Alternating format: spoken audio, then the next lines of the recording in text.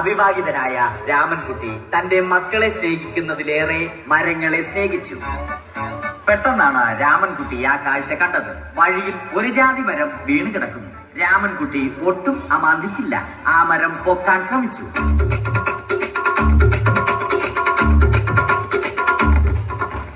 നടക്കുന്നില്ല. പിന്നെയും പിന്നെയും പൊക്കാൻ ശ്രമിച്ചു.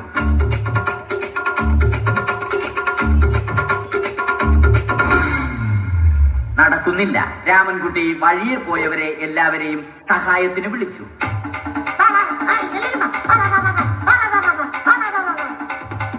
ആരും വന്നില്ല. അവസാനം കുടുംബശ്രീ യൂണിറ്റിൽ തൊഴിലുറപ്പിന് പോകുന്ന പെണ്ണുങ്ങളെ സഹായത്തിന് വിളിച്ചു.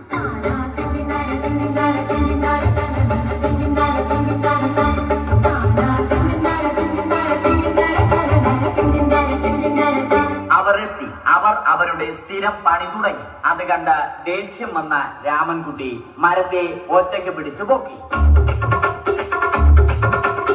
അത്ഭുതമെന്ന് പറയട്ടെ, മരം നേരെ നിന്നു. ഇത് കണ്ട തൊഴിലുറപ്പ് പെണ്ണുങ്ങൾ രാമൻകുട്ടിയോട് നോക്കുകൂലി ആവശ്യപ്പെട്ടു.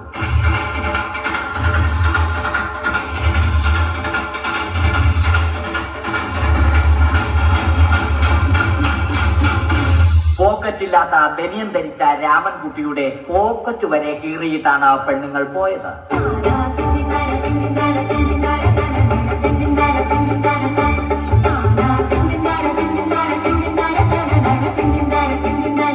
രാമൻകുട്ടി പിന്നീട് ഒന്നും ആലോചിച്ചില്ല. മരത്തിന് ഫാക്ടംബോസ് 2020 സെപ്റ്റംബർ 14 നൽകി. മരം തഴച്ചു വളർന്നു. ഇത് കണ്ട രാമൻകുട്ടിക്ക് സന്തോഷം വന്നു. സന്തോഷം വന്നാലും ദുഃഖം വന്നാലും രാമൻകുട്ടിക്ക് മരത്തിനു ചുറ്റും ഡാൻസ് കളിക്കുക എന്നുള്ളത് രാമൻകുട്ടിയുടെ മാസ്റ്റർ പീസ് ആയിരുന്നു. ആ മാസ്റ്റർ പീസ് രാമൻകുട്ടി ഇവിടെയും എടുത്തു.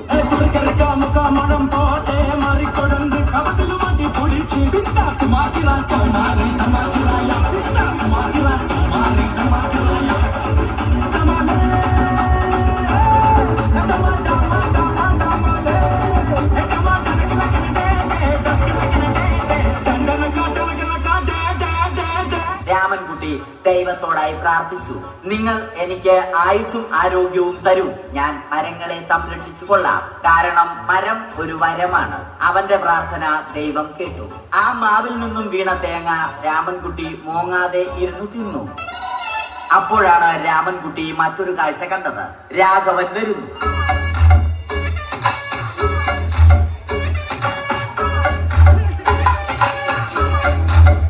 മരം മുറിക്കൽ ഹോബിയാക്കിയ, അതിലുപരി ജോലിയാക്കിയ രാഘവൻ മരങ്ങളുടെ ശത്രുവല്ലേ.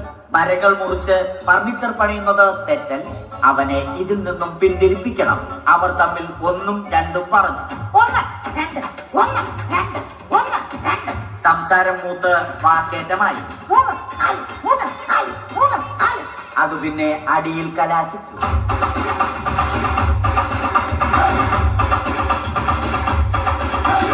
നല്ല മനസ്സിന് ഉടമയായ രാമൻകുട്ടി കംപ്ലീറ്റ് അടിയും വാരിക്കൂട്ടി. ഒടുവിൽ രാമൻകുട്ടി സർവ്വധൈര്യവും സംഭരിച്ച് രാഘവനോടായി അലറി.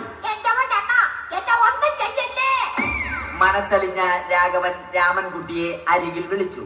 കൈവാക്കിന് കിട്ടിയ രാമൻകുട്ടിയെ രാഘവൻ ഒട്ടിറൊട്ടിയാക്കി മരത്തിലൊട്ടിച്ചു.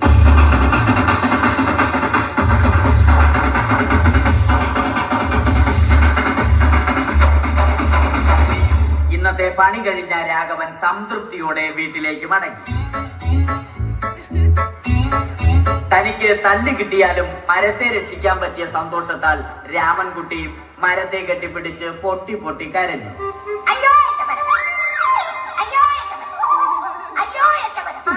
കാരണം മരം ഒരു വരമാണ്. കെട്ടിപ്പിടിക്കൽ ഏറ്റുവാങ്ങിയ മരം നാണം കൊണ്ട് ചില്ലകൾ താഴ്ത്തി. മരത്തെ രക്ഷിച്ച ക്ഷീണത്തിൽ രാമൻകുട്ടി മരച്ചുവട്ടിലിരുന്ന് ഉറങ്ങിപ്പോയി. പെട്ടെന്നാണ് അത് സംഭവിച്ചത്. പ്രകൃതി അതിന്റെ തനിക്കോണം കാണിച്ചു തുടങ്ങി. മഴയും കാറ്റും ഇടിയും വന്നു. അതോടൊപ്പം കോളും വന്നു. കോളെടുത്ത് രാമൻകുട്ടി പറഞ്ഞു. കോൾ കട്ടായി. രാമൻകുട്ടി ദൈവത്തോടായി പറഞ്ഞു. കാറ്റും മഴയും അതൊന്നും ചെവിക്കൊണ്ടില്ല. രാമൻകുട്ടിയുടെ മരം ആടി ഉലഞ്ഞു. രാമൻ രാമൻകുട്ടി ദൈവത്തോടായി വീണ്ടും പറഞ്ഞു, മരം ഒരു വരമാണ്, മരത്തെ ഒന്നും ചെയ്യരുത്. വരം കിട്ടിയതുപോലെ രാമൻകുട്ടി തന്റെ ചൂണ്ടുവിരൽ കൊണ്ട് മരത്തെ താങ്ങി നിർത്തി. ചൂണ്ടുവിരൽ വളഞ്ഞ് ചൂണ്ട പോലെയായി. ഇനി മീൻ പിടിക്കാൻ കൊള്ളാം. അവസാനം സംഭവിക്കേണ്ടത് സംഭവിച്ചു. രാമൻകുട്ടി അടിയിലും മരം മുകളിലും. അന്ത്യശ്വാസം വലിക്കുന്നതിനു മുമ്പ് രാമൻകുട്ടി ദൈവത്തോടായി ഇങ്ങനെ പറഞ്ഞു,